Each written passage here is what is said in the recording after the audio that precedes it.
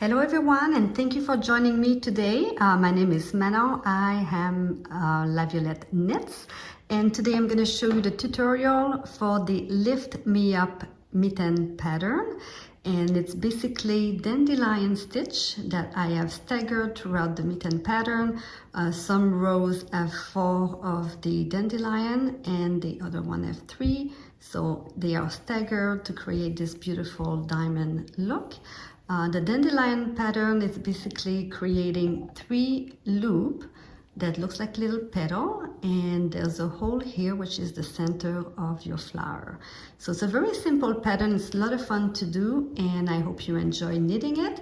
In the pattern I give you instruction to for decreasing when you start at the tip of your mitten, so you can decrease on size 1 on row 3 or 7, or for the size 2 on row 4 and 8. And I've done everything for you. It's all written down, so you just have to follow the instruction. If you have any questions, feel free to send me an email. I'm going to show you how to proceed with the flower pattern. So it tells you to knit a certain number of stitches, and it says flower. The flower starts not at the first stitch, but the second stitch beside, and you're going to insert your needle into the second row. So these are the hole there. So this second one here, this is where you're going to insert, and you're going to wrap just as to knit and pull the loop from behind. So this is your first loop.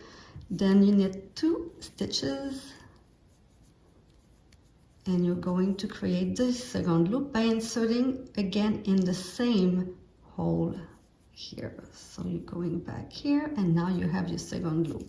Make sure your loops are not too tight, otherwise it will kind of gather your fabric and make it a little tighter. And then we do 2 more stitches. Sorry, this is curling up a little bit. And you're going to do back into the same hole. So sometimes it's hard, but just hold on to your stitches here, and whoops, you go in, you grab your yarn and you pull it through, and there you go, it's right there. So now we started with basically 4 stitches here, and we have 1 2 3 4 5 6 7. There is 3 loop added. So you knit 2 stitches, and we're going to do that again,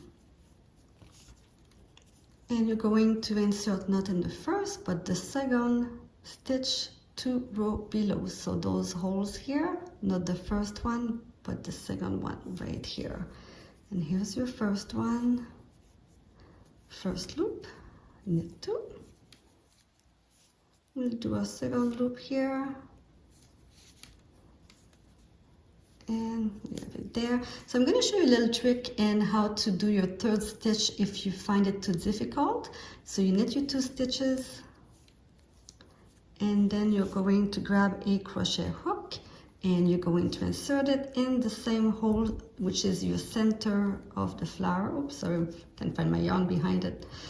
And here we go. You just pull it through, and you make a loop and put it back on the needle. There you go. So now we have our extra 3 stitches. So let's go into row number 2. So since we've created 3 extra loops for each of the flower, we need to decrease those loops.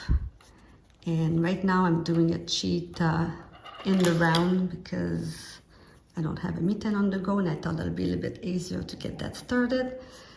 So we're going to knit the number of stitches that it tells you for row 2, and just before the first loop it tells you to knit 2 together. So this first loop, it's knitted with this stitch here, so we're going to knit it together. Then we knit 1. The next loop is knitted with the stitch prior to, and we knit 1. And then we knit these 2 together, knit 1 in between the flower, and this one here with this stitch, I'll knit it together. So here we go, you got your flower dandelion stitch, and they look beautiful, and I hope this helped. If you have any question, send me an email.